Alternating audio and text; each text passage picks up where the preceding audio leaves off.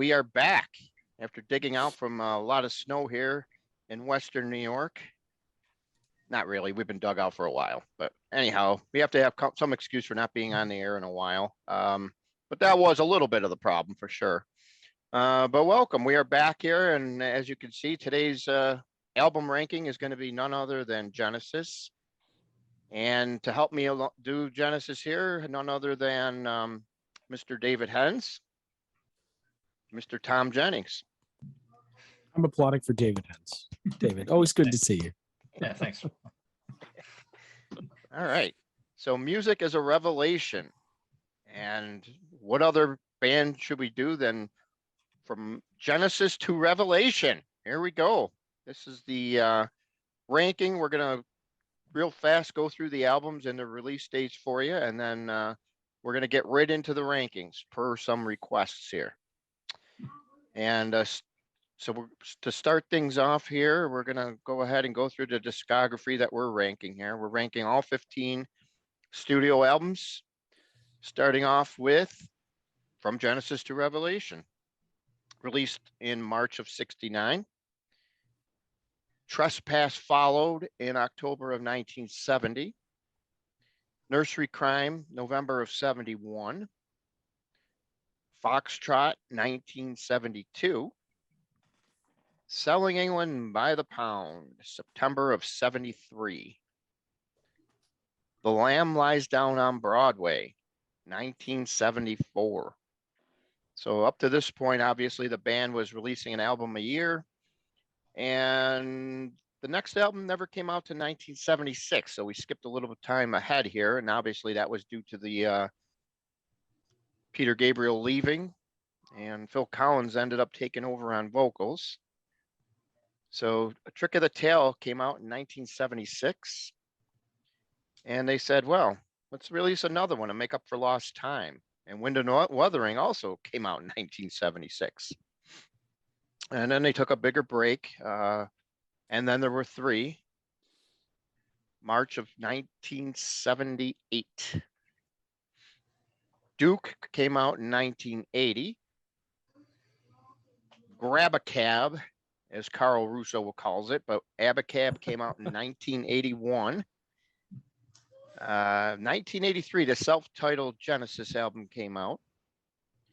And then we're going to fast forward 3 years almost to 1986's Invisible Touch, followed up by We Can't Dance, November of 1991, which closes out the Phil Collins era.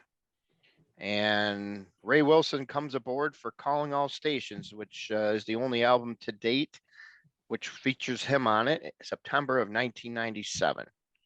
So there you have all the albums, the release dates, and now we are going to start ranking them.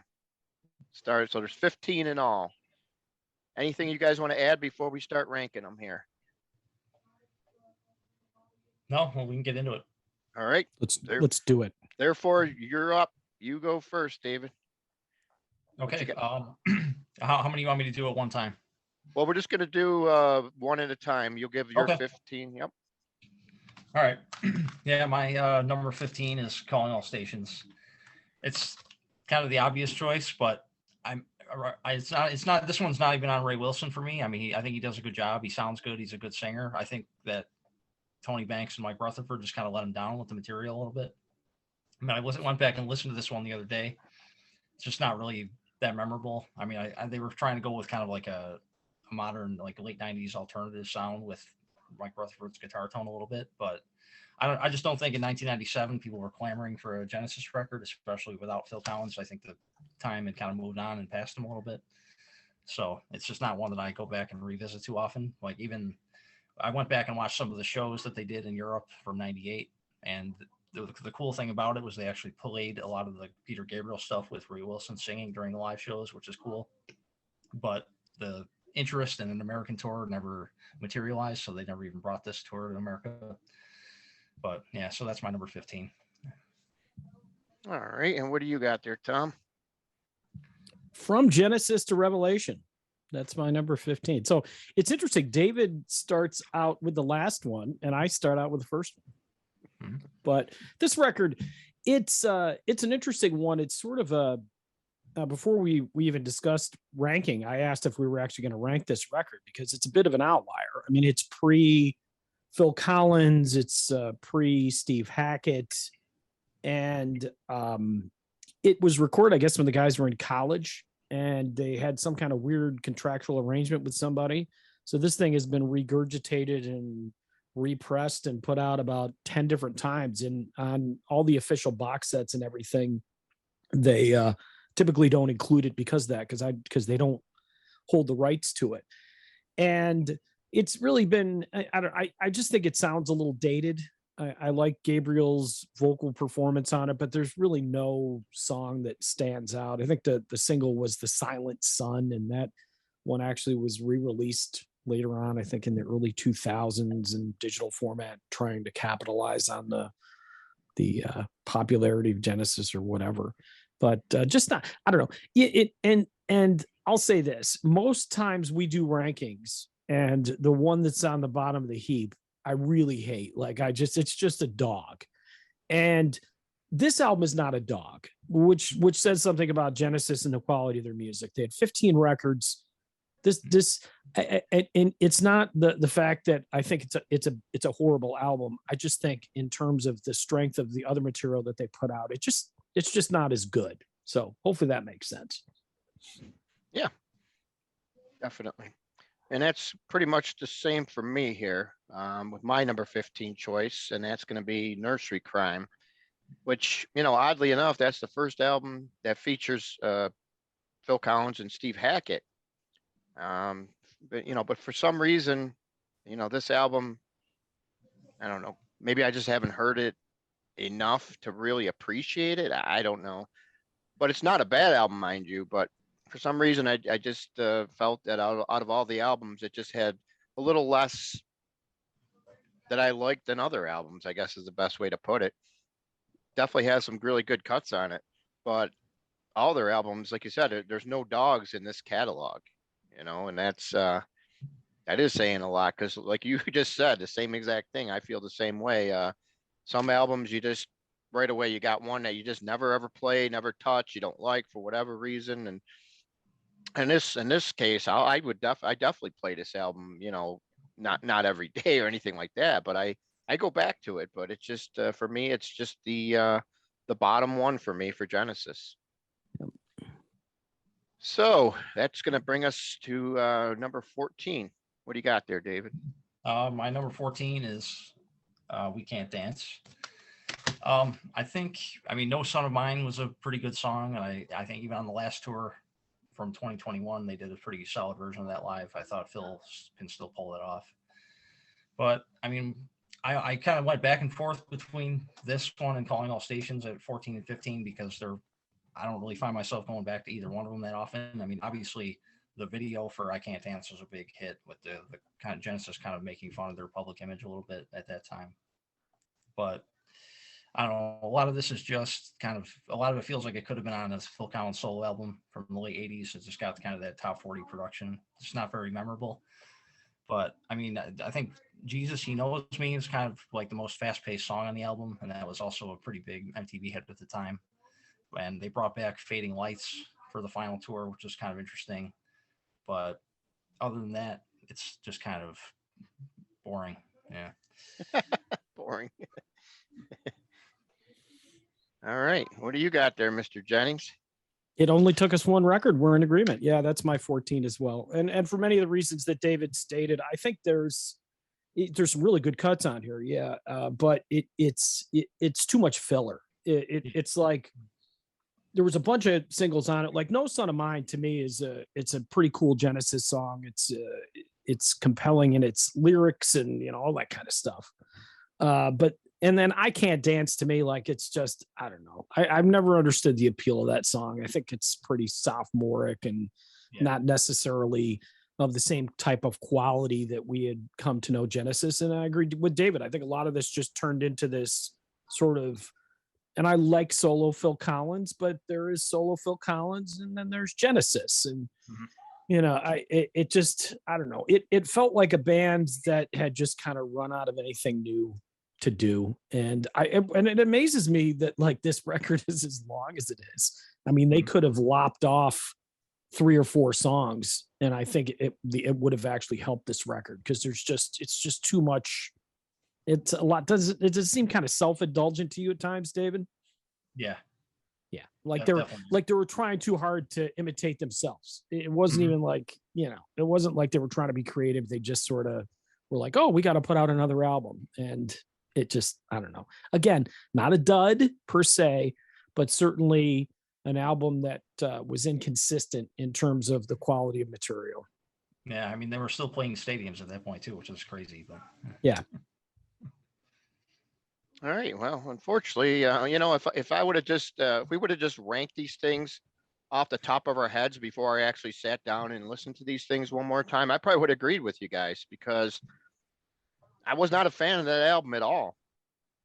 But unfortunately, not unfortunately, but after listening to it more and going through the rest of the catalog, it's actually going to rank a lot higher to me than I ever would have imagined. But we'll get to that when I get to that. But for me, number 14 is going to be what Tom had earlier, from Genesis to Revelation. All those, that album is the first one, and I mean, it was a good start for him, out there to the album itself, at that time, the type of music that they were playing, and it was the first step of what they needed to do to get where they became throughout the mid 70s before Gabriel left. The songs that stood out for me were Where the Sour Turns Sweet, In the Wilderness. Those are the 2 songs that I recommend from the album. Not to say the other ones are bad, but they just don't really stand out as much for me on that album. But, so that's what you get, for back then. Those albums in 69, you got to remember the type of albums that were out around that time. You can see why this one, brand new band, and was just kind of hiding in the weeds. But it's interesting that there are a lot shorter songs on that album. It's amazing how many songs were on that album, actually, to tell you the truth. It was like the CD age was happening back then, the way they crammed on 13 songs on it. But a lot of them are of the shorter variety, which is the reason why they were able to do that. And they really, the next album after that is where they started to come into their own, per se. All right. So anything else to add for that? Nope. Going to 13. Yeah. 13 is from Genesis to Revelation for me. It's funny. I have a copy of that too, and it's an entirely different cover. I should pull mine out too, but they must have put that out on there's like 37 different covers and CD digital. I mean, the dude that owned the rights to that just, it's like, honey, we can't pay the mortgage this month. Put out another copy of From Genesis to Revelation. Yeah, I mean, the original Decca pressing was just the blank black. Yeah. So, but I think the later 70s pressing, where the company wanted to capitalize on Genesis popularity, so they just scrawled Genesis across the middle, but so people in the store would recognize what it was. But yeah, I mean, I went back and listened to this again recently. I mean, it almost has kind of that like pre-disco Bee Gees, like the early Bee Gees sound to it, like a lot of the acoustic folk that they were doing. And I mean, you can tell that Peter Gabriel definitely has potential at this point in 69, but just, I mean, the band itself wasn't with Anthony Phillips on guitar. He's an okay player, but they didn't really have the personnel to make the type of prog that they would make later. So the lineup just wasn't, they had, you could tell that they had potential, but they needed to kind of develop the songs a little better later on. So. Which is probably why they started doing less songs after they realized what they did there on the album. Because they basically, the next album got cut right in half with the amount of tracks, but then obviously they're a lot longer. So I guess that album basically got their foot in the door, and then from there they progressed. And boy, did they ever! Yeah. This is the version I have. They didn't even call it From Genesis to Revelation. It's in the beginning. Yes. So, I mean, they repackaged this thing like, but it is the collector's edition. Yeah, I have this German pressing too, which I pretty much just bought Yeah. for the Gabriel shot on the front. So Oh, wow. As long as we're showing ugly album covers, you got to see these. This is like I don't even know where I got this or when I acquired it. It's just a weird looking Genesis, and it's just featuring Phil Collins and Peter Gabriel, and it's got like The Lamb Lies Down on Broadway, Carpet Crawlers, Watcher of the Skies. It's really just a collection of Gabriel stuff, but since Collins was on drums, I think they were trying to capitalize Phil Collins being on it, even though he doesn't actually sing any of the songs. So funny stuff. Funny to us, maybe. The rest of the people are like, what are they talking about? So what are we at now? We are at 13. 13. I have She Seems to Have an Invisible Touch down at number 13. This is a Phil Collins record. And this is the case, I think, with some Genesis records, definitely more so with this than a lot of the other ones. I think side 1 is incredible. I think side 2 is just not. It's okay. They did have the long form piece, which sort of became a tradition with Domino, which is okay. Throwing It All Away, I mean, that's just a classic Phil Collins solo ballady type song, and a little bit. I mean, if you want a solo where to me, Follow You, Follow Me is the best kind of ballad that Genesis ever did. But we can debate that later. But, side 1, Invisible Touch, great song. Tonight. Land of Confusion's nice. In Too Deep. Well, maybe that's another one that's a little Phil sappy. But, said some good songs. And, but overall, the whole album doesn't quite hold up.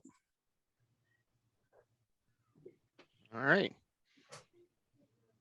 Invisible Touch for you at number 13. Yeah, it's hard to believe. Some of these albums that you got on there, Tom, like you just mentioned, Invisible Touch, obviously 6 times platinum. We Can't Dance, 4 times platinum. I guess Genesis at that point had a whole new fan base. That's why they were selling so many albums. Probably the Phil Collins solo career thing helped it at that point, because that's about the same time frame where his solo career was blossoming into superstardom as well. Well, and you got to remember too, I think that it's safe to say that a band like Genesis in particular, especially because they're progressive rock, they're artsy, their music is complex, that the reason that an album like Invisible Touch is hugely popular is because they came up with a formula where they could sort of balance the progressiveness with the commercial viability. And just because an album sells a lot doesn't necessarily mean, it's good or bad. And again, I don't think they're bad albums. I know why they sold well, but I think in many cases, especially some of the later records, they sold well because they had very strong singles. Whereas the earlier records, I feel, as full records are better as full albums because it just didn't seem like they really cared about the singles. It was more about making a really good album. Yeah. All right. Well, we're going for my number 13 now, and I've got Calling All Stations. So this is the second time somebody has chosen this album. And, I think this is a great album to put on when you're need some good background music, because the music on here is pretty cool. And Ray's voice is nice. It's just the only problem with this album for me is it just didn't really have any hits on it. Nothing was really catchy. Obviously, like the previous few albums where Genesis was kind of more like a pop band than they were their old selves. Calling All Stations kind of took them back to their old selves musically and away from the pop area. But it also, at the time, you got to remember other type of music that was going on with like grunge and everything else. So, I like this album, really, to tell you the truth. A very good album. But we're talking Genesis and ranking Genesis, so it's near the end of the list for me, unfortunately. If that's what you need, there must be some other way. Those are the 2 that really stood out for me. on this album. But yeah, like I said, it's a good album to have on in the background when you're doing housework or something like that around the house. You're definitely not going to be bored, that's for sure. Definitely a great sounding album, by the way. The production on the album is really, really good. I really enjoyed the production of it. So that's what I got for my number 13 as we move on to number 12. Yeah, 12 for me, Invisible Touch. Yeah, I mean, this album, it's interesting because it turned off the hardcore prog people, and a lot of the people that became fans of Genesis based on this album, a lot of them probably didn't even realize that Peter Gabriel was ever in the band, because a lot of people aren't familiar with that stuff, because a lot of that didn't get radio play except for a handful. Yeah. And it's not as accessible as this. I mean, I understand why it sold millions of records. I mean, the title track, I've kind of softened on it over the years after reading Phil Collins' book. I got a little more into this album. And Tonight, I think is probably my favorite song off the album. I mean, I love Tony Banks' keyboard sound on that. And it was definitely the video for Land of Confusion definitely was a big vehicle for this album, getting popularity on MTV and stuff. So, and Domino, they played it on the last two tours, and they pull it off pretty well. But yeah, I'm like In Too Deep, Throwing It All Away. Those could have been on No Jacket Required without any issue. So, all right, that brings us to you, Tom. What do you got for number 12? Genesis, the 83 album. Wow. Yeah, no, you probably figured you'd be see, and I haven't said call it all stations yet, so it may be my number one. It may be. I will leave you in suspense. Mama, That's All, Home by the Sea, Second Home by the Sea, first side, solid, man. Just love it. I think they did a pretty good job. Really, man, Home by the Sea is just one of my favorite Genesis songs. I just love it. And I like Mama. I like kind of the snarliness of it and everything like that. Taking It All Too Hard, again, it's kind of like again, Phil solo song.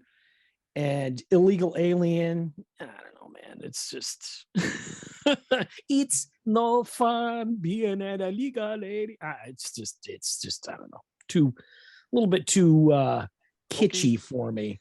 Yeah, hokey, I guess. Just a job to do. I liked, but I think this is one of those records. It's definitely got some really strong cuts, but it's also got some really mediocre cuts. Ouch. What an assessment there. Yeah, I really did think that one would be higher on your list for sure. A little bit better than where you got it, but yeah, I'm surprised. Interesting. Well, I can't wait to see where Calling All Stations ends up for you. Number one, baby. Time will tell. Okay. All right. So number 12 for me. I've got Trespass. And obviously that's the last album with Anthony Phillips before the Steve Hackett comes aboard. And yeah, the Trespass for me, just obviously the music has gotten better than the original from the first release. But I don't know. It just overall for me, it's still kind of bland. Just nothing other than stagnation and Looking for Someone. Those are the only two that really really stand out for me. The other ones are just more like, they're there, they're okay, but nothing to really reach out and grab you. You know what I'm saying? So that's what I got for my number 12, Trespass. So let's go up to number 11 there. What do you got, Dave? Yeah, 11. I have the self-titled from 83. Yeah. Wow. Hey, look at that. See? Yeah. See, Joey, we're ganging up on you. Yeah, I mean, I pretty much echo everything Tom said. I mean, I love Mama. Home by the Sea is one of my favorite Genesis cuts. I thought the live version they did last year was great. Yeah, Illegal Alien, I would probably rank as one of their worst songs ever. It's just, I don't think it's aged well at all.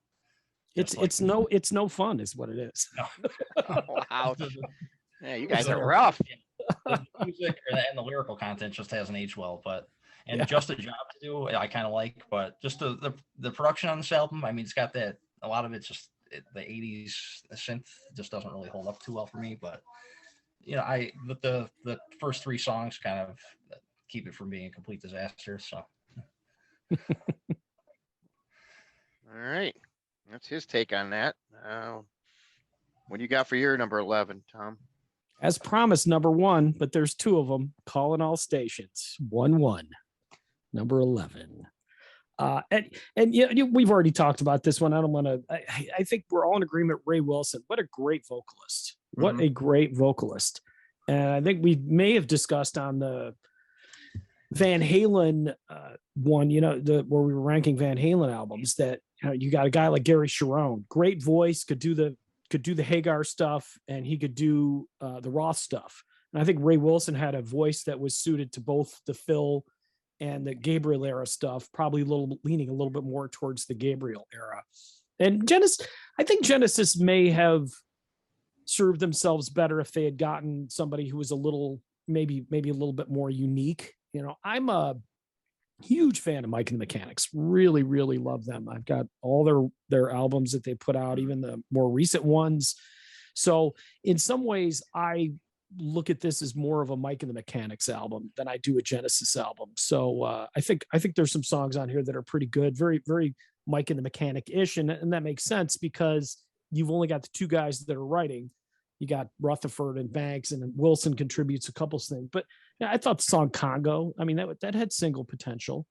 And Shipwrecked was another one that was a good song as well, that they weren't going to get a lot of airplay. But the funny thing is, Genesis survived the loss of a really prominent lead singer with Gabriel leaving, and actually did better.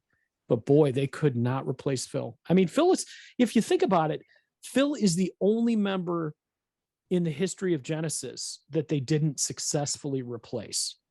They were able to replace Gabriel. They were able to replace Anthony Phillips. They were able to replace Steve Hackett, at least by having Rutherford take his parts. But Phil was the only one that once he was gone, they took a huge nosedive in popularity. It's very interesting. And I think that's a lot of the reason this record gets picked on a little bit, because it's just not Phil, Yeah, I got you on that.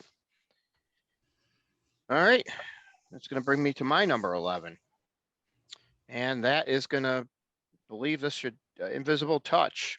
That's going to, I think we all have mentioned that album by now at this point. Yeah, Invisible Touch. I always never really cared for this album, to tell you the truth. Not a fan of it at all. It just probably didn't help that my brother used to play the hell out of this album, and because we shared a room, so I couldn't escape it. You know what I'm saying? But sometimes that's a bad thing, and in this case, it definitely is. I'm definitely not a fan of this album. I'm surprised it actually ranked up a little bit higher than these other albums that I ranked, but that's the way it ranked. So I'm not gonna alter my rankings just to please because I'm not a big fan of this album, that's for sure. But I think what helps it though is there are more accessible songs here than the other albums that I mentioned. Throwing It All Away, I'm actually a really big fan of. I know you guys had mentioned that was a Phil Collins song. I believe you guys kept harping on the Phil Collins era there. But Tonight, that's the song that really sounds like a Phil Collins song to me. I can't stand that song. I know, I think, David, you mentioned it as your favorite cut off the album, but for me, I don't know. I just never got into that song, and that's probably why it dragged it down for me. It's just too much stuff. And Land of Confusion, everybody remembers the video. MTV played that to no end. The song Invisible Touch, it's a good song, just not a great song. And that's what the majority of the album really, to me. It's got some okay songs, got some good songs, just nothing not great. Unlike all the rest of the albums going forward for me. Yeah. I just Throwing It All Away is probably the closest that comes to really being a really very, very good song for me on here, surprisingly. But yeah, it's just never was a fan of this album whatsoever. especially after the previous two albums. Once you see where they ranked on my list, you'll understand why I felt that this album was nothing more than a big letdown. Big letdown. All right, so that's my take on that album. And now we're cracking the top 10, it looks like here. Number 10. What do you got there, David? 10 for me is, and then there were 3. I think there was always going to be a drop off without Steve Hackett in the band. I mean, Mike Rutherford, he's a good guitar player, but at that time he wasn't a soloist on Steve Hackett's level, so you don't really get the same just like crushing guitar sound that had on the previous records. But there's some good stuff here. Down and Out is the first track on the album. That's definitely got a dark vibe that's kind of like similar to the Lamb Lies Down on Broadway sound they had on that record. Snowbound is good. Undertow is good. But I don't know. I think they knew they couldn't live up to Steve Hackett leaving right away, so they kind of leaned on Tony Banks's keyboard sound and some different song structures in his absence.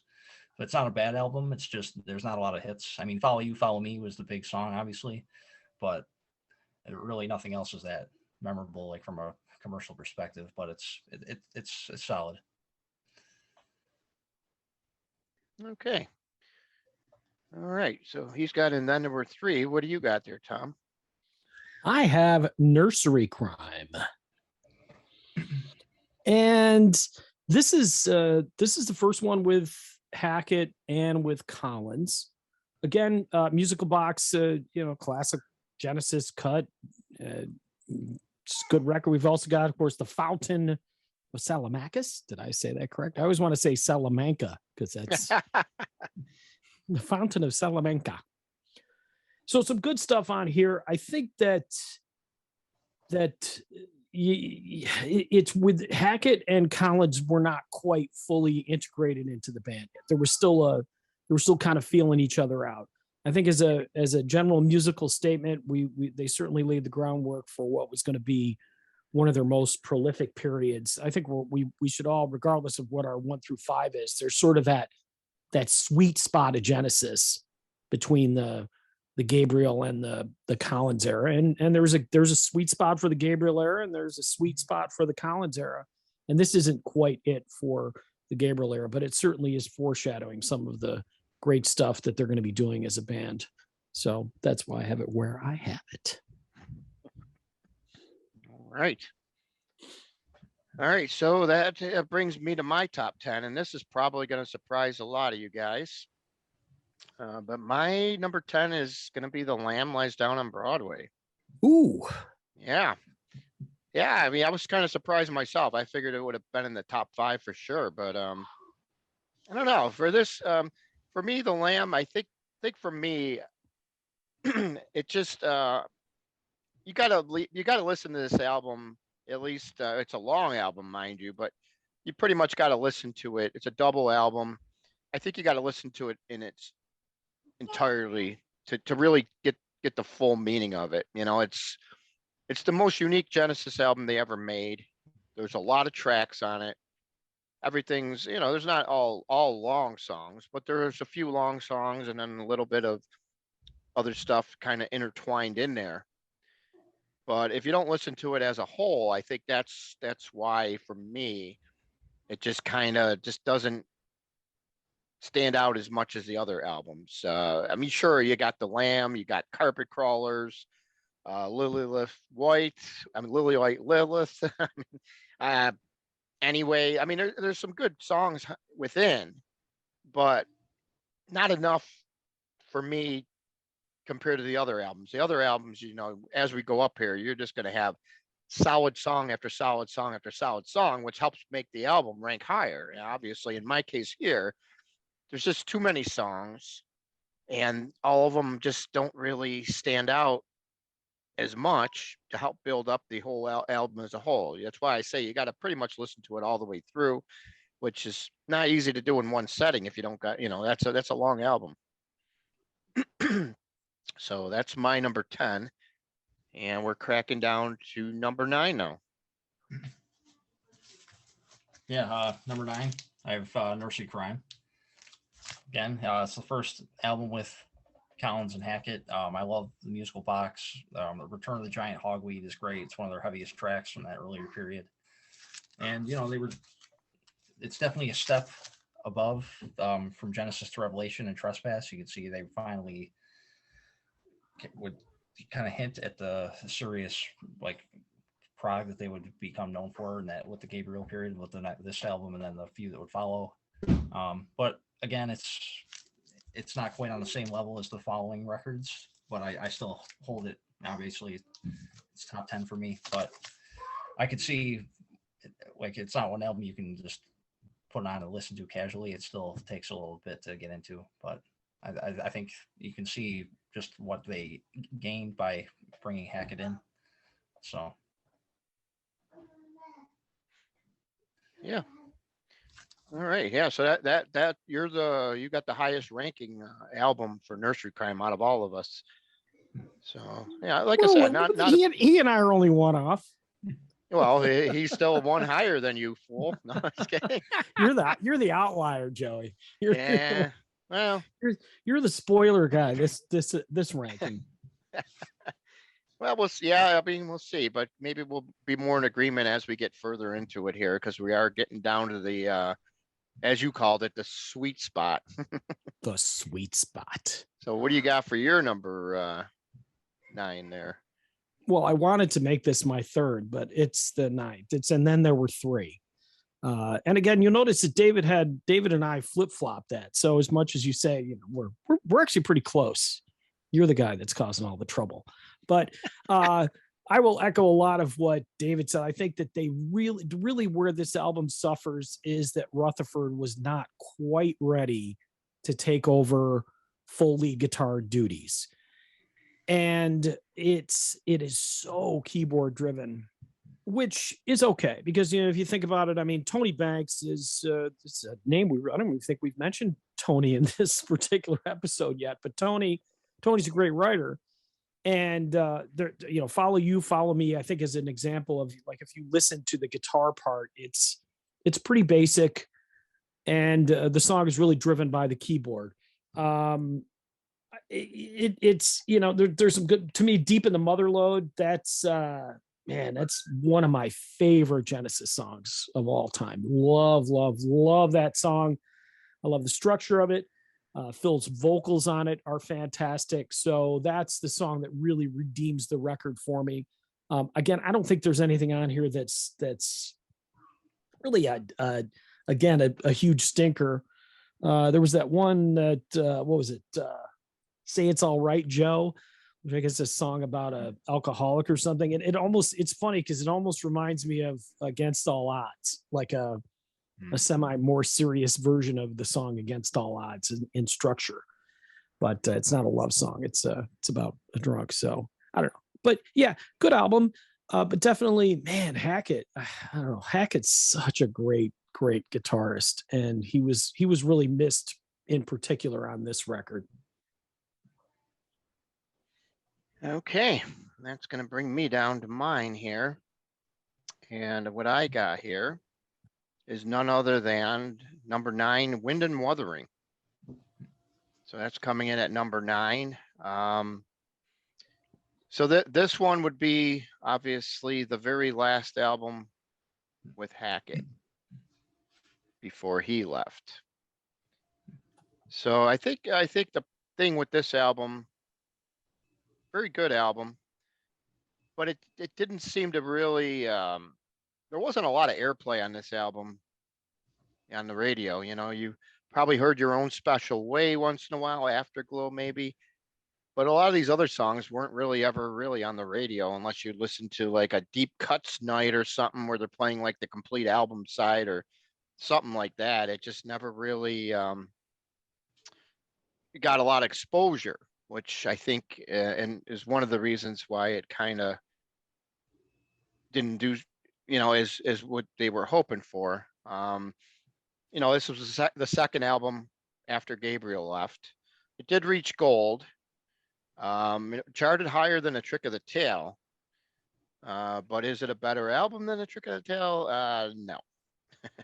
But it's got some good songs like the 2 that I mentioned, 11th Earl of Mar, stands out here. You know, it's a solid album, but just, you know, it's pretty much their last album for me before the albums really start becoming really solid. You know, the rest of my rankings, these albums are just unbelievable. This is a very good album. And, you know, Wind and Wuthering, I've heard this one so many times as well. I still remember my brother used to play this one like it was going out of season. He would just play it on repeat sometimes. So I know he really loves it. But you know, it's a good album though. I'll give him that. Give him that for sure. And it's interesting that this album, you know, it's weird how it ends. This is Hackett's last album. You know, kind of a weird way to go out after, you know, you figure the 3 albums before it were really the meat and potatoes of the Hackett era. And this one, he kind of goes out without a bang. You know what I mean? Kind of strange. All right, so that's we're up to our number 9 there. So now we're going to go down to the top 8. Yeah. Number 8 for me is Trespass. Stagnation is great, and The Knife is probably my favorite track off the album. That kind of hints at like the lengthy prog epics that they would make later on. But again, I mean, they're still not quite the Genesis that we all know. They're still trying to figure out their place at this point. But for their 1970, it's a solid record. I mean, it's definitely a step above the first one, so that's why I rank it higher. And the complexity of the material definitely improved. So, and I think Peter Gabriel, he took another step trying to find his voice, and he's got some flute and accordion and different stuff on here that's pretty interesting. So, but I can see why, you know, would rank some lower on other people's lists. But yeah, it's not a bad album, but it's definitely not one that most people would want to go revisit. So. All right. So that's your number 8. What do you got there, Tom, for us? You going to throw a surprise our way or what? It's calling all stations again. No, I'm just kidding. There's a surprise. I went to the Wuthering. I think you've touched on a lot of the topics that I was going to touch on. I think the Hackett material actually on this record's pretty good. I do like Your Own Special Way in terms of there's a version of Your Own Special Way that was done by Paul Carrack. If you ever get a chance to hear it, he does such a great job with that particular cut. And I think it was a Genesis tribute record, or it might have even been a Steve Hackett record where he was doing old Genesis material, but it's such a great song. The Genesis version is really nice. It's not really, it doesn't really live up to its potential. And, Blood on the Rooftops, great song. So yeah, I like this. Oh, Afterglow, of course. I like this record a lot. I agreed. I think kind of from here on up, there's a lot less criticism. It's really just kind of splitting hairs when it comes to the quality of them. I mean, this is a quality record. Like you said, it was the second one with Collins on lead vocals, and I think because they put it out so quickly after Trick of the Tail, they may have just used the better material for Trick of the Tail and may just not have had the time to really invest in an album of that quality for this particular release. But that's what it is. Okay. Well, we were close on that one then, one off each there. All right. So my number 8 is going to be Foxtrot. And, obviously Foxtrot is the album that's noted and famous for the long epic Supper's Ready. That's the song that really, that's one thing people usually remember about Foxtrot and an early Genesis. They remember Supper's Ready. So the length of the song and how complex and how awesome it is. And the album has some other sleepers on it for me. I've got Timetable and Horizons as being some good standouts here, that some of you may never have heard of. Watcher of the Skies obviously is one that's been, they played that on a live album, a lot of tours down the road there. Solid album, Foxtrot. Definitely, you put this next to Invisible Touch, and I think 9 times out of 10 you'd play this one over Invisible Touch without even blinking an eye. Foxtrot's the album that they really started to come into their own before they get into their next two before Gabriel leaves. But this is the album for me where they really took that next step and really made a name for themselves. So that is me, his number 8. And we're going to a top 7 there. Yeah, 7 for me is Wind and Wuthering. Pretty much everything you guys said. I mean, I love Afterglow.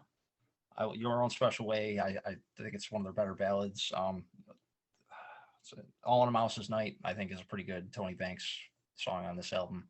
And again, Hackett, what he does here is pretty good, even though it was kind of acrimonious toward the end when he left. But and then like even the Seconds Out, which is another tremendous live album, there's some great versions of stuff on there too. So all right, that brings us to you, Tom.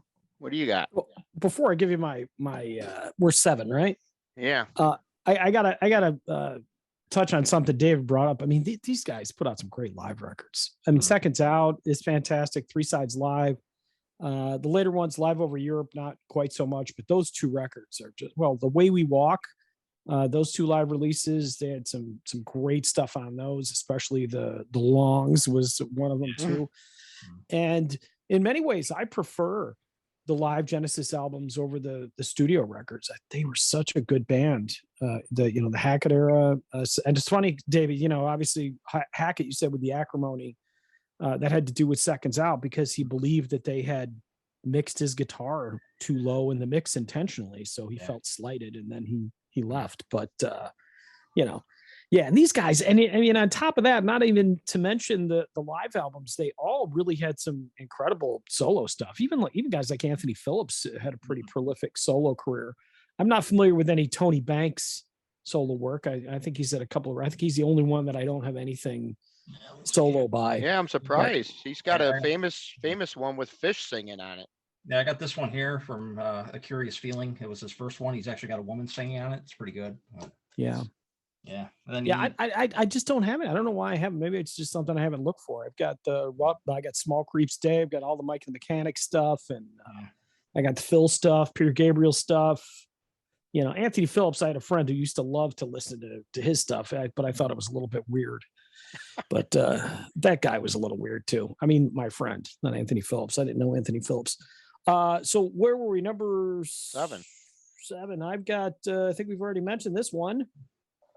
It is indeed, Tom, pull up your list. Where is it? Foxtrot. Did I mention? Yeah, Foxtrot. So, again, this is, I really don't have anything to add after what you said, Joey. I mean, I agree with you in terms of where they were at as far as a band. I think it's got some historical significance in the band's catalog, especially.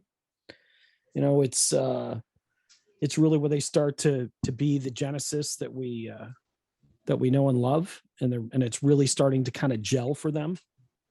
So, and man, what was it? Those 3 records, was it Nursery Crime, Foxtrot, and Trespass? They all had that same thematic cover. They were done by the same guy. Yeah. Yeah.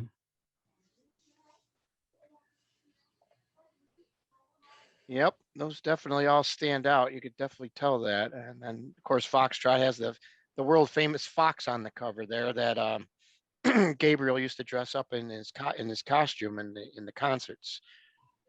So pretty interesting stuff there. Yeah, and Watcher of the Skies. I mean, that's really an iconic opener in terms of a lot of the live releases and stuff. I enjoy that song. Yeah, it would have been nice to see do the 23-minute version of Supper's Ready on the final tour. Ooh. Not this, maybe not this last tour, but the one before in 07 when they came around. That would have Yeah. been something. I wish they would have done that, because at that point they really thought that was going to be the end. And we got a bonus. We definitely got a treat there at the end, even though Phil had to sit down for the shows, the last tour that they came.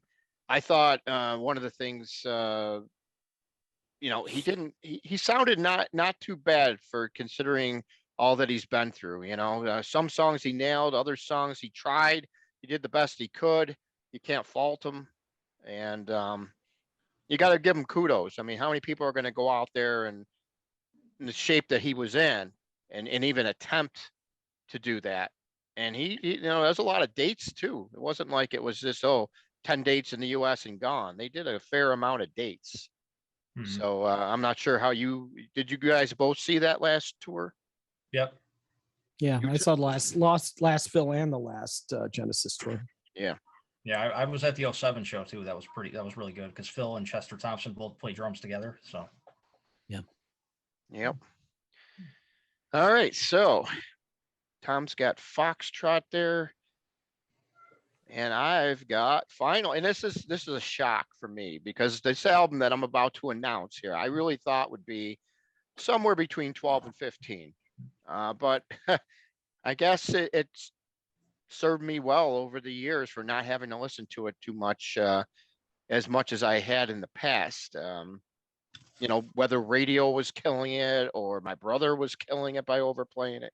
But We Can't Dance, climbing in here at number 7. I know what you guys had said about the album, and it was pretty high up there for you guys. And this one, there's definitely a lot of Phil Collins solo stuff that he could have used for a solo album for sure. But having said that, I think there's not really much filler on here, if any at all, really. There may be 1 or 2 songs out of the 12 that I would consider full filler. The rest of it, well, to me, there's nothing like, that really, really stands out, like a Mama type song or something like Misunderstanding, something really, really great that's a top-notch song. Well, there's no top-notch songs on me here, but they're all decent songs pretty much for the most part, which probably helped influence my ranking a little bit because I was surprised at how many of these songs I actually liked. I was just waiting for a bad song to come on, and they all, and they didn't. I just kept getting oh yeah, I remember this one. Even the songs like Never a Time. I wasn't too familiar with that one because I know, it wasn't a hit, never really got any airplay. Same with Way of the World, but these songs really have aged pretty well for me over the years here, not being force fed. Obviously, Hold on My Heart. That song sounds like it definitely belongs directly from a Phil Collins album, but even that song is tolerable. Jesus, He Knows Me, No Son of Mine, the usual songs, but I haven't really heard too many of these over the years as much as I did when the album first came out. That's all you would hear. Those main singles, they were everywhere, which obviously helped drive the album up there in sales, which boosted this album all the way up until We Can't Dance clocked in at 4 million copies, US alone. And that's not even taking in all other parts of the area, where they were all clocking in with platinum. I mean, so many countries, they had platinum albums for this particular album. I think overall, this is probably their biggest selling album across the world as a whole. I see so many 2 times, 5 times, 4 times platinum in all these countries. It's just amazing how strong this album was, not even just here, but elsewhere in the world. And you don't come across that too often. So so We Can't Dance. I guess I'm definitely the last. I got the lowest ranking for that album, and that is gonna give us. You got the highest ranking, Joe. Well, yeah, the better ranking compared to you guys. Yeah, it depends how you look at it. I look at it, if you're number 15 to 14, that's a higher ranking. the better lower ranking would be like a 1 and a 2. I guess it all depends how you look at it, I guess. Yeah. So I would say All that one is lower than 15, right? Or is Yep. that you're right? But yeah, one is higher if you're talking about like in the standings. Like if there Yep. were 15 teams, the first place one would be the Exactly. highest ranked team. Well, we're not talking hockey here, are we? No. Okay. All right. Let's go to number 6. We're going to our dirty dozen here. Yeah, number 6 for me is Abacab. Yeah, I like this record a lot. I think it was a kind of a missed opportunity that they didn't revisit any of these songs on the final 2 tours. They just kind of overlooked it. I would have taken more of this record and less of We Can't Dance, but I know they rehearsed the title track for the last tour, but for some reason it just didn't make the final cut for the set list. But I think I know I think Nick Collins could have pulled off the drum parts pretty easily. Yeah, he definitely lived up to the hype for that show. And I mean, No Reply at All is great. They used the Earth, Wind, and Fire's Phoenix horns. It's a pop record, but it's got artistic merit to it, and it's kind of sophisticated. I think Me and Sarah Jane is a great Tony Banks contribution. Keep It Dark is great. Man on the Corner feels like a Phil solo song, but it's actually pretty compelling. I think the only song on here I really don't like is Who Done It. It's kind of a throwaway track, but it's buried inside too, so it's easy to just give it a pass. So Wow. but yeah, it's a solid record. All right. What do you got for us there, Tom? I have, let's see here. I got to look at my own list because I'm getting old. I forget what I write. Trespass. And this, of course, I mean, you guys have both done Trespass already, right? Yep. Yeah. So I don't have a lot to add. I mean, it's really the first, I consider this the true first Genesis record. I think it holds up really well. I have a nice vinyl copy of it. I hadn't listened to it in a long time, just popped it on, just really enjoyed it. And it's interesting. I don't know how you guys approach the ranking, like if you revisit the catalog, but I mean, there's some stuff I have on vinyl and some stuff I have to listen to digitally or, whatever. But I tried to like kind of balance the Collins era stuff with the Gabriel era. So I started Genesis Revelation and then, went to Calling All Stations and then, kind of worked my way up that way. But when I put this one on, I hadn't heard it in forever. And I can't say that when I look at the track listing that there's one particular track that stood out to me. It's just the album as a whole just felt like a really good listen from beginning to end. Yeah, that's a good way to put it. Yeah.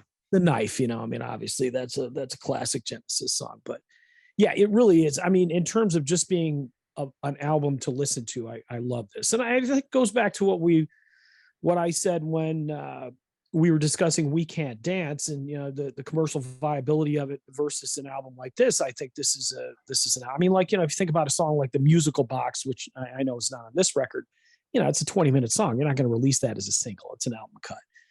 And I think this record was they were still an album band at this point. In fact, the first album from Genesis to Revelation, my understanding is that the producer was trying to make them a singles band, but that's not what they wanted to do. They were art students and they wanted to do something a little more highfalutin. And that's what wound up happening. Man, I don't think I've ever said the term highfalutin in a ranking show before. You guys ever use that one? My mom loved that term. Highfalutin. Chalk that one up. Chalk that one up. It's Jethro Tull. He's highfalutin. We'll start checking off the lists here. Checking off the list. Yeah. We're going to keep a tracking of all the different words Tom uses here in all these rankings and see how many different unique words he comes up with here. All right. So that was your number 6. So for me, I've got, and then there were 3 times 2. 3 times 2 equals 6. Yeah. And then there were 3. Great album. A lot of good stuff on here. This is the first album without Mr. Hackett. Follow You, Follow Me obviously is the gem of the album, the overplayed song of the album. But like Tom had mentioned, Deep in the Motherlode, what a phenomenal song. And it's one of those songs like that, you don't really it's out there. You probably heard it a dozen times.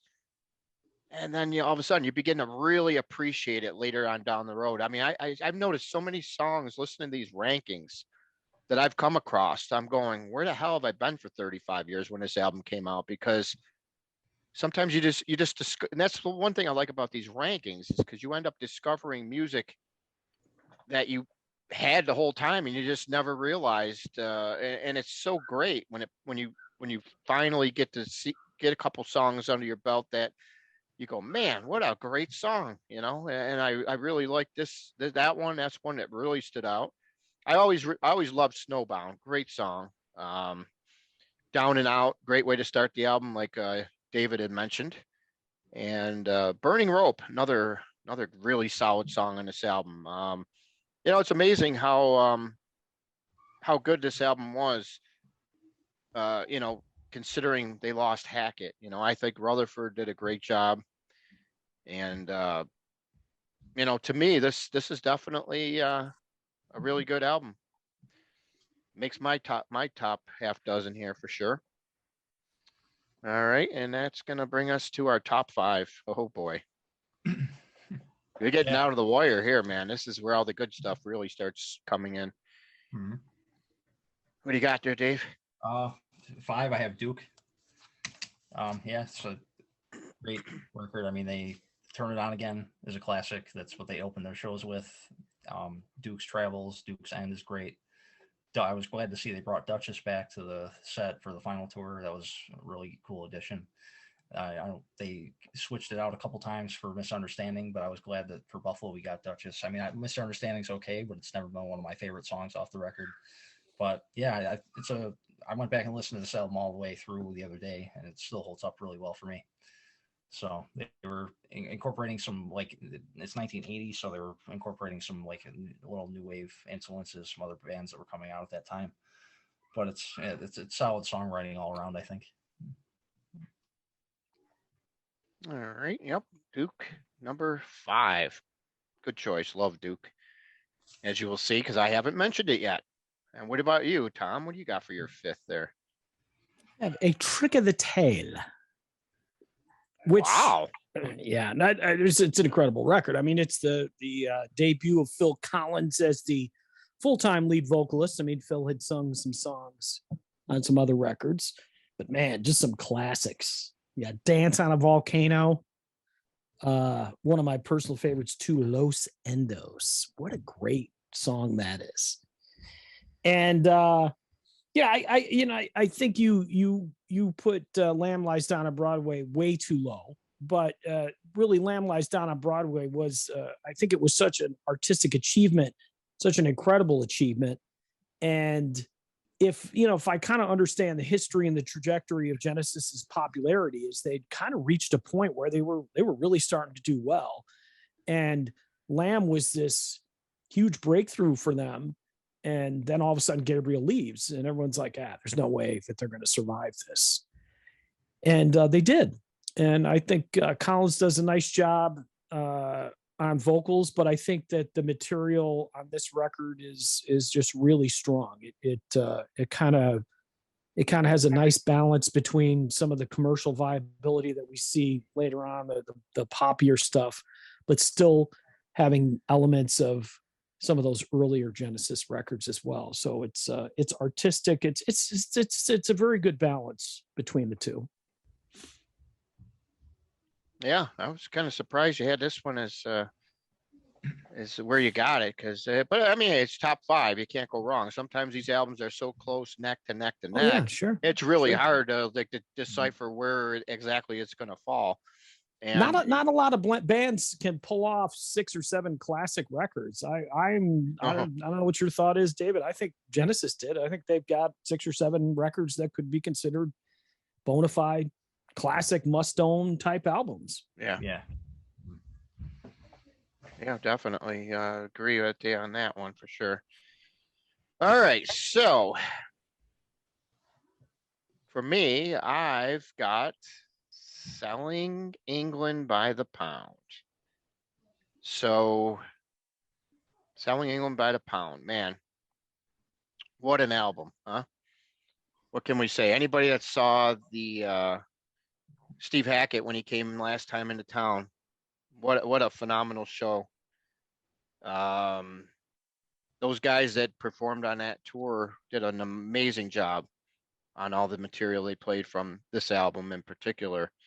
Um, it was almost, like being, it was just phenomenal. I mean, if you enjoy this album, that was a performance you definitely should have seen, because they definitely did it really, really well. A lot of justice there. Um, to me, this is the top pinnacle album out of the Gabriel era. Uh, Dancing with the Moonlit Night, along with I Know What I Like. Obviously, those are the two big songs. More Fool Me, Firth the Fifth.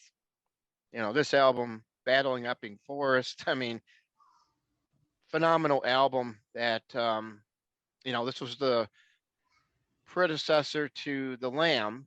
But I felt that this album really blew The Lamb out. Maybe because it was shorter, more straight to the point. Um, I don't know. Obviously you guys didn't think that, but that's my take on it. I felt that this Selling England by the Pound definitely was the better of the two albums. Just for me, I just really love this album right through from beginning to end. Solid album. Really can't say anything else. So that's going to bring us down to everybody's number 4.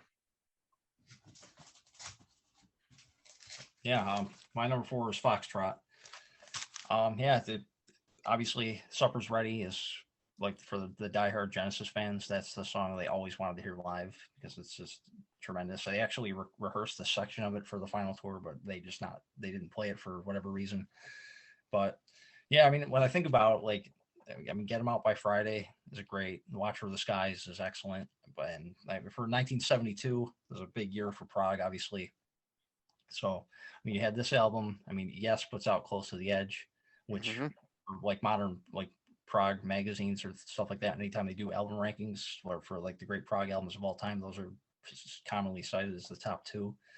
But you also had Jethro Tull put out Thick as a Brick that year, and Gentle Giant put out Octopus, which is another prog masterpiece. So, and I'm as much as I like this album, I think it's definitely, it's not their best record, but it's considered a prog classic for a reason. So I like it a lot. Yeah, that definitely, to have it up there where you have it, you can't really argue with it. That's a solid choice, for sure. All right. What do you got for your number 4 there, Tom? It's an illusion. Abacab, baby. I love this record. David, you already put this one up in your list too. Joey, have you done Abacab yet? Not yet. Interesting. So we both have this one pretty high up there. I don't know what, this is one of the ones that I had not listened to in quite some time, and threw it on and I was like, damn, there's some really good cuts on here.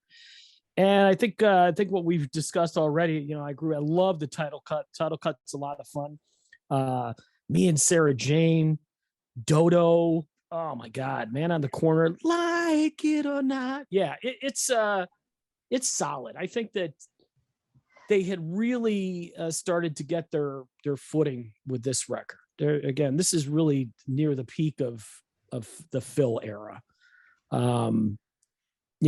It's a fun record, and I think that we've had this discussion before when we do rankings. A lot of these records too, the ones that appear at a certain time in your life, they have a little bit of affection. So this is a record that came out, right around the time that I was in high school, and I was listening to a lot of bands like Genesis or Gentle Giant or Yes or those kind of things. And this one didn't disappoint me. I thought it was again nice balance. But I also really love this record because Three Sides Live. They do a good chunk of it on that live album, and it just really makes me appreciate the songs that much more. All right. Yeah, so number 4 for you. All right, so that's going to bring me to mine, which is going to be Duke. Great album. I know, Dave, you mentioned you did Duke already, right? Yep. Yep, because you just mentioned Duchess and everything there. Um, yeah, Duke it definitely pretty much takes them. You could see the transitioning from, and then there were three.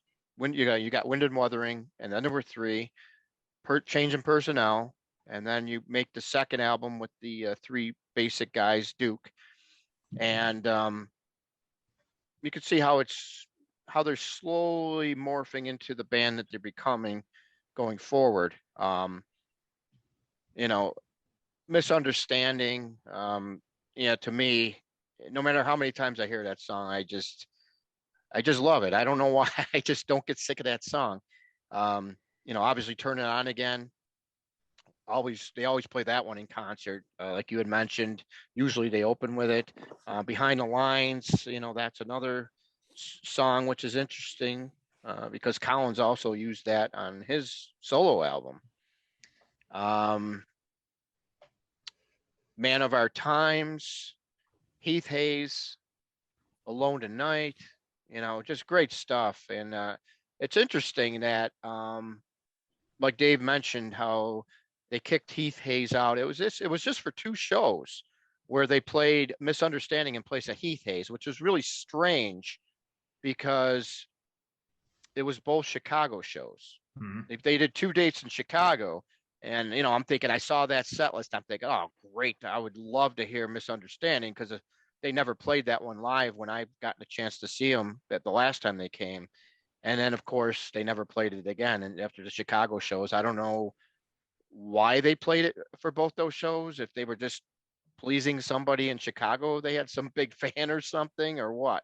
It was just kind of interesting how they never touched it again the rest of the tour. Because you figure they had to rehearse it.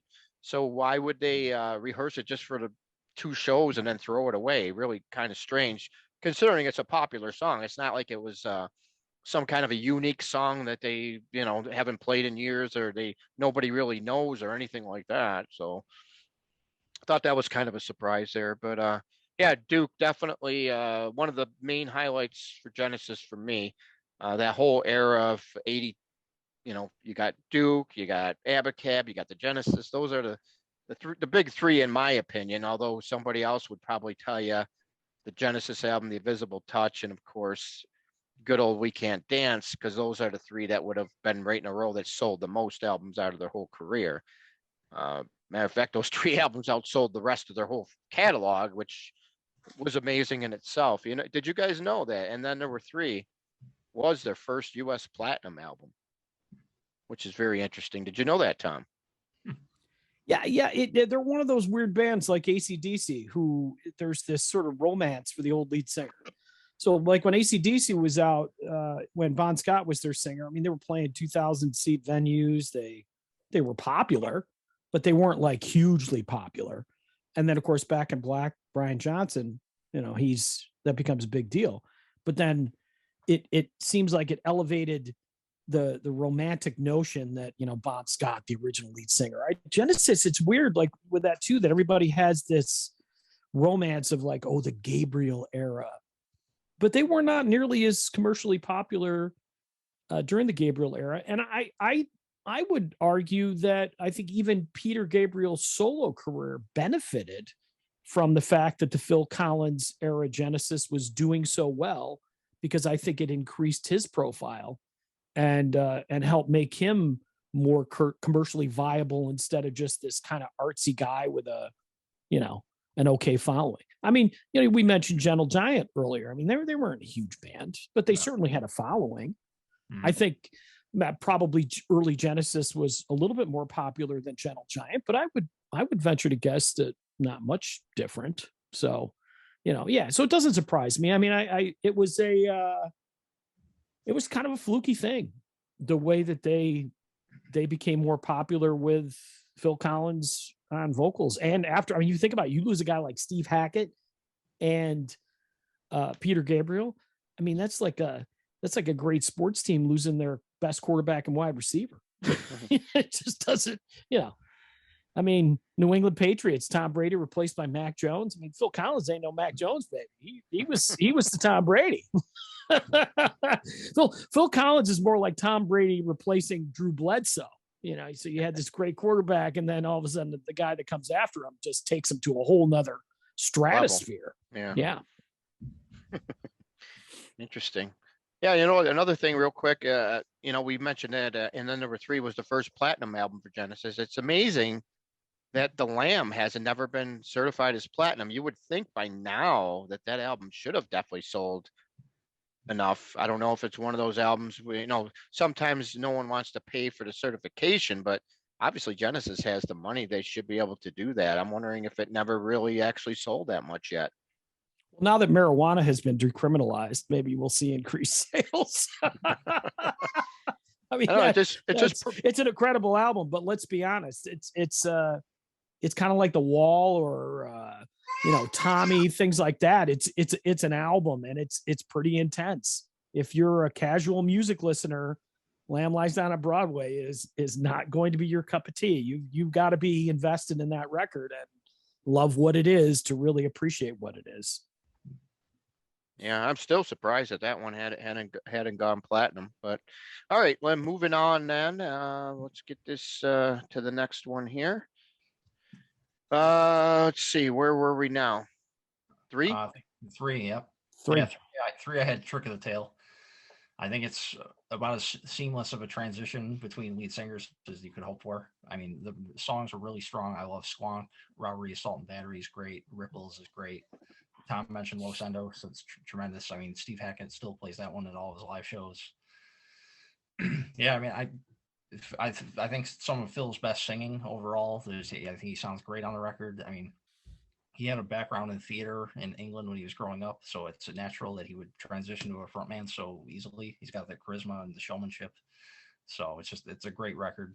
Like my top 3 could be interchangeable depending on the week, but for now, I'm going putting Trick of the Tail at 3. So. All right. Yeah. Great. What's Tom got? I have Selling England by the Pound. And I will piggyback off your statement about seeing Steve Hackett do that album show. That really gave me a new appreciation for just how great of a record it is. And so many classics. I mean, I Know What I Like.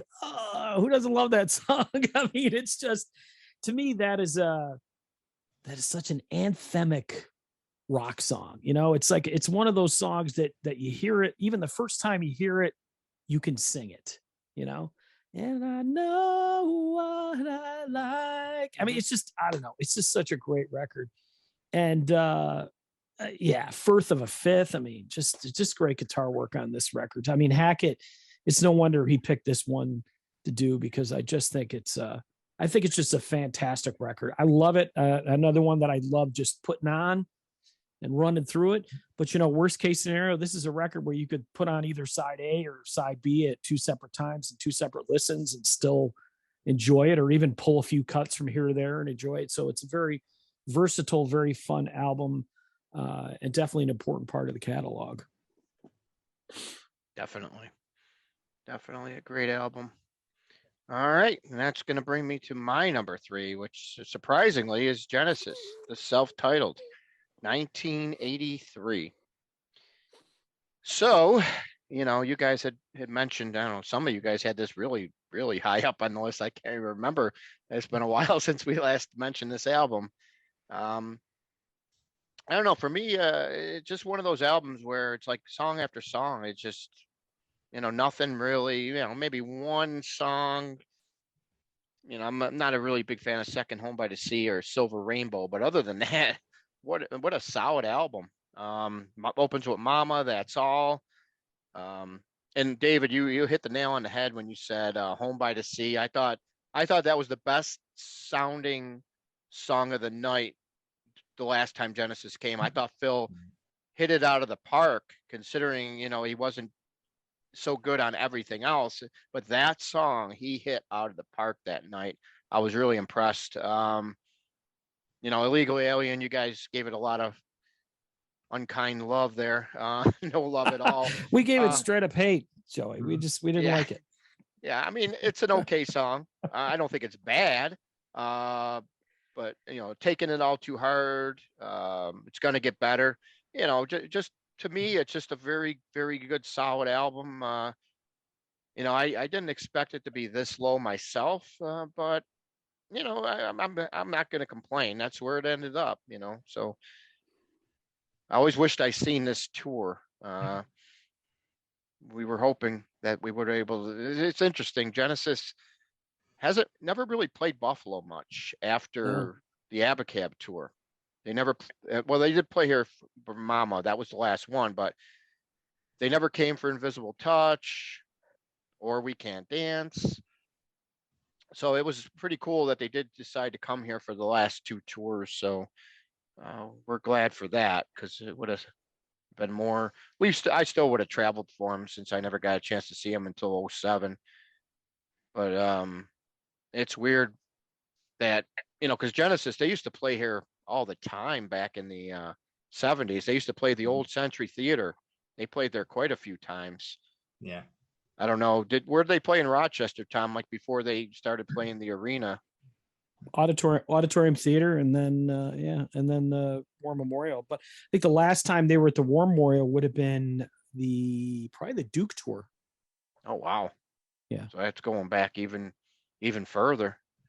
Yeah, the '80s were an interesting era, late '70s, early '80s, because there was really at the height of the arena rock era. I mean, you could almost set your calendar for about 4 or 5 years at who was going to come at what time of the year. I mean, sometimes within days of each other. Like Rush, REO Speedwagon, Heart, Styx, Triumph. Genesis we kind of fell in that. Yes, I mean they would all come every year right around the same time of year, and they do the circuit. I mean they do Buffalo, Rochester, Syracuse, Albany, but that kind of fell off later on.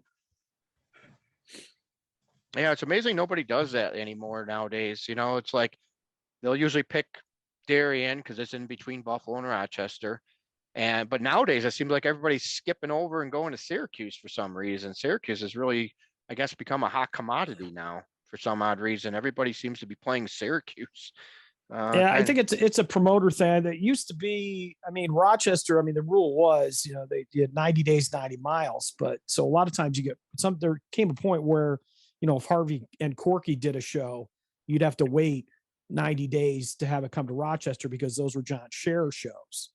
So I don't know. We see a little bit of that with like our venues like Art Park and CMAC. They're just 90 miles apart, so they can route together. But I think with Syracuse, it's just a newer venue. They probably have decent amenities, and it's like all these football teams that want new stadiums, nicer places.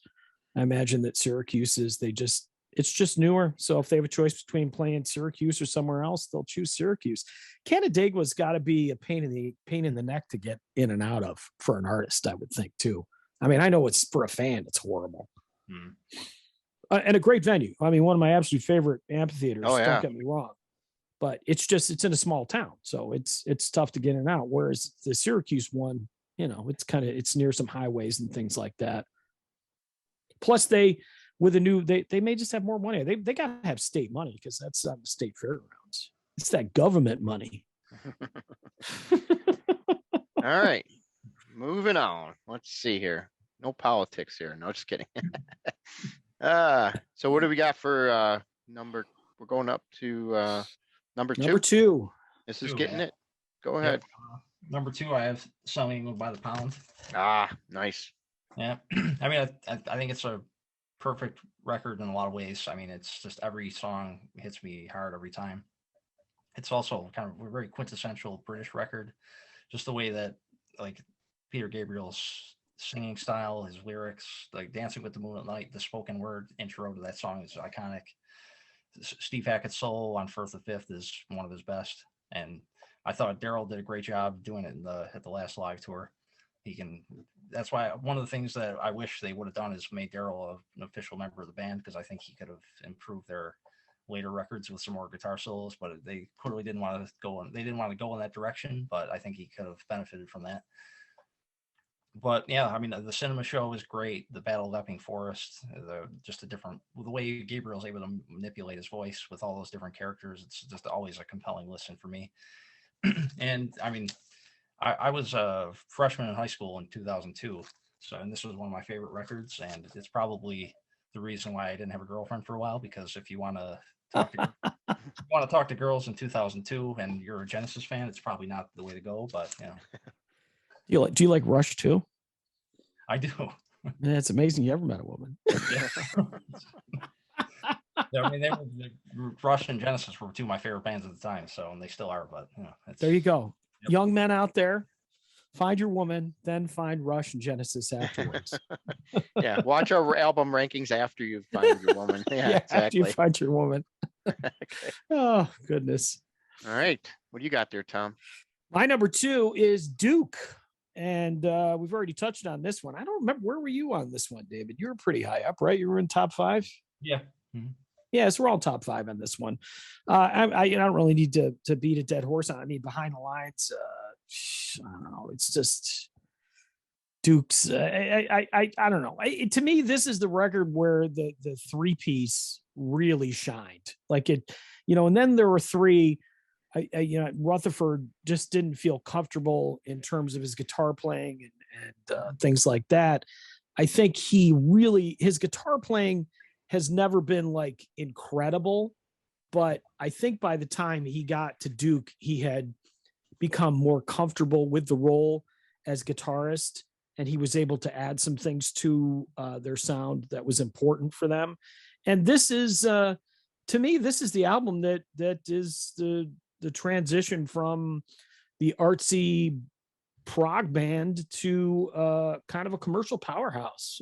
And yeah, it looks like this one went platinum. So this has got to be their first platinum album, but not a bad cut on it. I think the front cover's a little goofy, but hey, we can discuss covers in another episode. But yeah, I don't know. Misunderstanding, Duchess, Turn It On Again, just good stuff. Yeah. Second platinum album there, and then there were 3 was the first. Yeah. Surprising. I don't know. Behind the Lines, you mentioned that Phil did it on his solo record. The version that Phil did on his solo record is so lame. It's funky. I don't know how you take a song that's so good and make it so mediocre. Well, he changed some of the lyrics too, if you remember. Yeah, it just didn't have the same. It didn't have the same just pop, And it's interesting, who wrote the lyrics for the original version? Mike Rutherford. Yeah. Well, Very and it's as I mentioned, I'm a big Mike and the Mechanics fan, so maybe this is an album that's more driven by Rutherford. I don't know. I think Rutherford is maybe an unheralded member of Genesis in terms of his contribution. He's a great songwriter. Mm-hmm. I mean, the material that he had on the Mike and Mechanic records is so much of it is just really outstanding. And he seems like he's a good collaborator. His guitar playing, while not like flashy or as incredible as a guy like Steve Hackett, it's enjoyable. Like it's very listenable. Like he knows how to construct rhythms, and he knows how to rhythms incredibly well. And just some of his pick work is, Follow You, Follow Me is an example. And, Abacab. I mean, we're not talking Eddie Van Halen here, but, you don't have to be Eddie Van Halen to write a great song. And Rutherford writes great songs, and I think he's done a great job on guitar. I don't really pay much attention to his bass playing. I don't know if you guys do. No, not really. Yeah, I mean, he's usually just trying to service the song. So yeah. But I think that's what he does with the guitar too. I think that's an excellent way of putting it, David. He services the song. It's not, he doesn't, whereas Hackett is so good, he has to be at a different level. Rutherford knows where to be in a song to make a song better. He just has a pop sensibility, I guess, for lack of a better term, in a prog band, which is cool. Yeah. Exactly. All right, so my number 2, I got 2 left here, and number 2 is my highest ranking Phil Collins album. So that's going to take us to Abacab. definitely a solid album. Not much more I can say than that for as far as how good the album is. Definitely a great album. First album for Genesis to crack the top 10 in America as it peaked at number 7. First album to go double platinum. And man, I think it was one of you guys touched on how great the music is on here. Not one track of filler on here. I know somebody mentioned Who Done It was kind of lame, but for me, I think No Reply at All is probably one of the weaker songs on the album, although I like it. But other than that, I mean, what can you say about Like It or Not? That to me is probably my favorite song on the album. And Another Record is another. That's a Tom song. I think of Thom Jennings when they say "put another record on." He's always putting his records on over there. Um, This is true. Turntable Tuesday. The title cut, obviously, like you said, David. I know they wanted to play it during the 2007 tour for Abacab, but I know Phil was all against it. Did not want to play it. You said they rehearsed it this time around, so they were close to convincing him it sounded like, but not close enough to add it to the set. Unfortunately, that would have been great to probably open with that one. I think would have been cool. I'm speculating that this material is just a little bit out of his range at this point. It's his vocal work on Abacab is really solid, but he's definitely pushing it. So Yeah.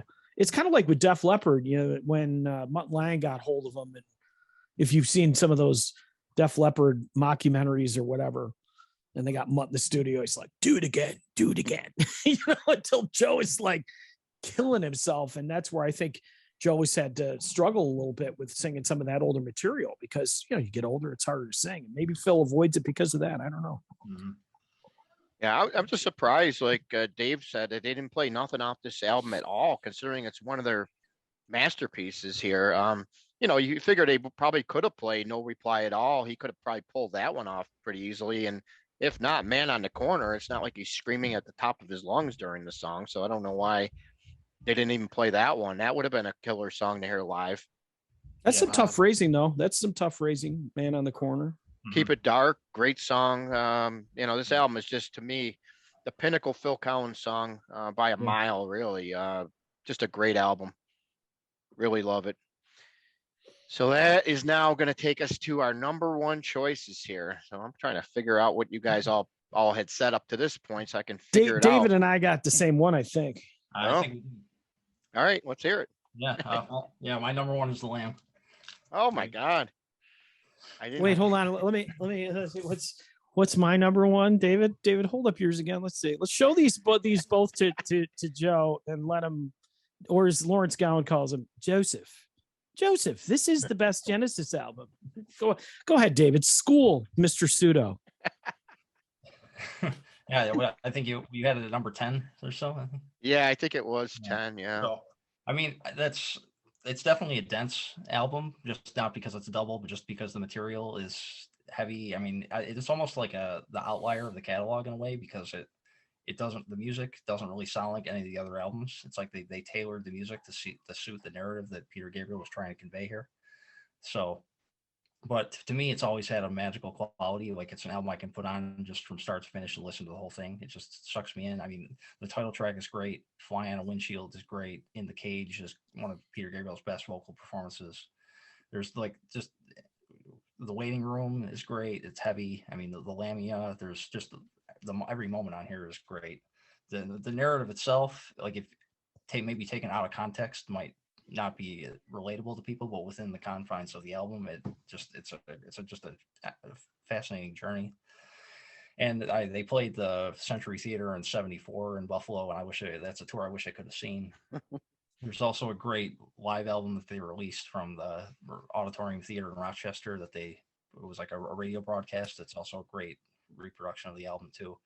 And it's one of those albums that it's always going to be one of my favorites for like personal reasons, but it's always had that mystique to it. So yeah, I'm just going to pile on. I agree with you. I mean, the live performances that are out there were incredible. I think Gabriel left because he felt like he said everything he needed to say in this band, because how are you going to top this? I mean, Mhm. this is kind of the big, it still amazes me that I think maybe the first tour, his first solo tour, Gabriel did some Genesis stuff, but man, he just really just sort of walked away Mhm. from a lot of it. But I mean, even like, Phil, when Phil did In the Cage, I mean, it's just such a great song. And he obviously, the band had some respect for it because they kept a good chunk of it in their live set for a long time. Back in New York City's always been one of my favorites. Cuckoo Cocoon. Man, Back in New York City, Counting Out Time. I mean, it's just, yeah, it's a record. I agree with you, David. It's just one you gotta strap yourself in and just go for it. Listen to it from beginning to end.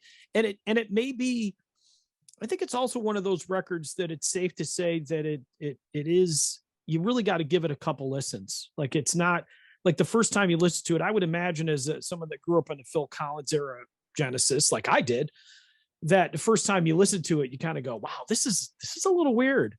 But then you go back to it second, third, fourth time and you go, man, like I get it now. Like, just the way the music flows.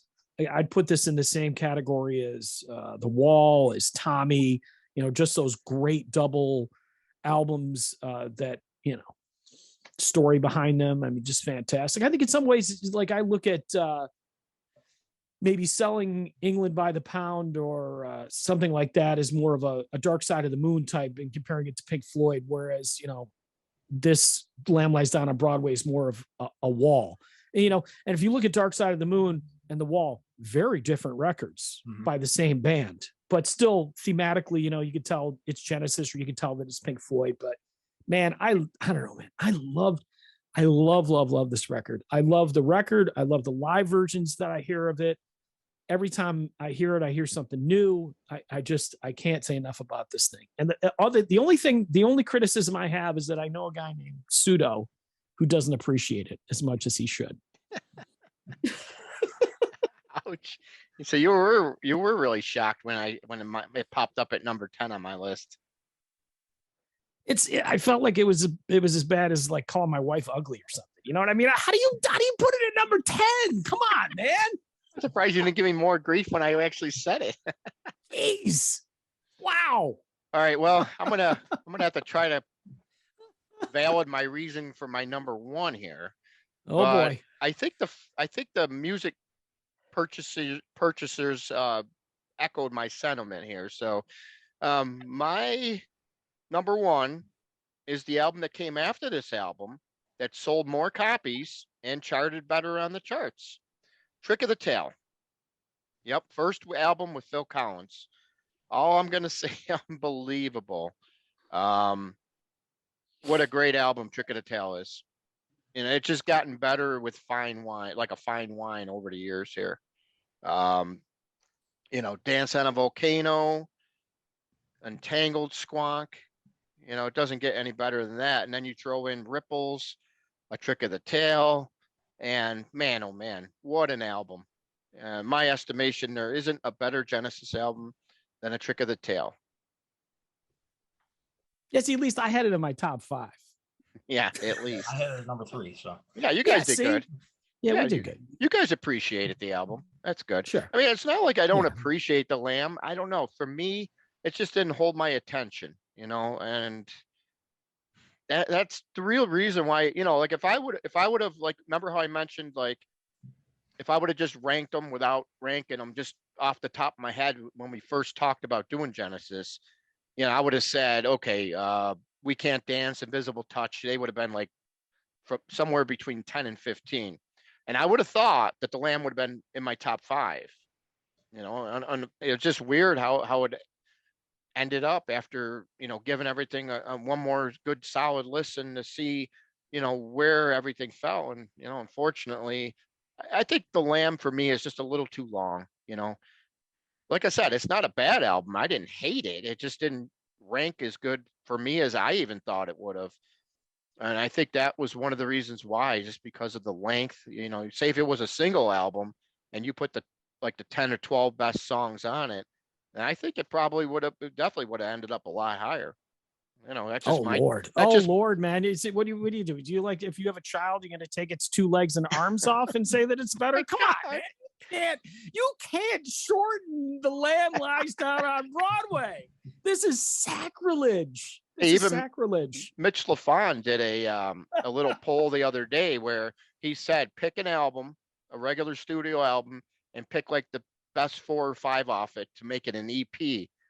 And, you know, people were coming up with, you know, like for instance, Theater of Pain by Motley Crue. Everybody kind of slags on that album. So somebody posted like the best 4 songs on it. And man, is that a strong EP if you look at it from that perspective, you know, but obviously it's like a what if game, you know. But Lamb is a concept record. I mean, it was an error. I mean, it's a story. It flows musically. It's a beautiful story. That's why even when the band performed it on that tour, they did it from beginning to end. Yeah. That's what you got to do. It's like Tommy, you know, sure, you can pull a couple of cuts from Tommy. I mean, that's, you know, yeah, we all love Pinball Wizard, but Tommy is still meant to be listened to from beginning to end. I guess we'll have to do a ranking of concept albums down the road here. That'll be No, interesting. no, because you've already just crapped all over Lamb Lies Down on Broadway. You've proven to David and I that you don't appreciate so you're saying that the great records. so you're saying if we did the top 5 concept albums, do you really feel the Lamb would be on there just off the top of your head? Oh yeah, absolutely. I mean, there's so David, many back me good up on ones this out one. there though. Just be top 5. Top 5, Pink Floyd, The Wall, Yeah. Tommy, Quadrophenia. I mean, who'd have a couple of them? I mean, there's not a ton of big double concept records. I mean, what, Kilroy Was Here? Are we going to put Yes, that had one a in there? couple. I mean, I don't think Yes had a true concept record. Queensryche I mean, did though. Yeah, well, Queensryche, but Operation Mindcrime blows yeah, the Lamb away, in my opinion, by oh a mile. Lord, oh Lord. I love Lord. Minecraft too, but it's tough. Yeah, to compare. different. Yeah, you're right. Yeah. It's different. I don't want to crap on Mindcrime, so it's a great record, but you know, that's a different era. This is, you know, in a weird way, Lamb is dated to a certain extent because it did come out in an era where this type of thing was fairly common. But man, they just did it so well. It's, I mean, musically, because it's a story, I think it's, I don't know. I mean, I just dig it. I mean, the songs are so strong. They really are. Yeah.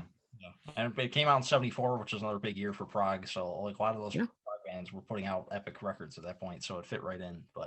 And which is another thing about Genesis is when the later half of the '70s, a lot of those early '70s prog bands, the style wasn't popular anymore, so they kind of changed. I think that's another thing that Genesis kind of transitioned out to going into more pop direction, because like the close to the edge style wasn't what people wanted anymore. So, and some of those prog bands struggled to adjust. So, yeah, like Gentle Giant. I mean, they're ones who kind of stayed with, and then then near the end of their career, they tried to transition into a more accessible style, but it was just too late. The music world had moved on without them, but very underappreciated band. But I mean, this record too, you know, and I joke, obviously, everybody out there, we you know, David and I both love Joe, and obviously musical taste is subjective, and he's not any more right than we are. So I'll put in that disclaimer. But to me, this is the quintessential Genesis lineup. I mean, it's Gabriel and it's Collins, and I felt like they all contributed to the record in very important ways. Granted, this is more of a Peter Gabriel record, Peter Gabriel driven record, but still, it's still the Genesis lineup that is in many ways the finest, you know, the one that everybody pined for, you know, every time they'd have a reunion, be like, oh, we got to get Hackett and Gabriel back. It feels like, why would I want to split the money up 5 ways when I can split it up 3? And then there were 3. You know? All right. Well, that was great talking Genesis here.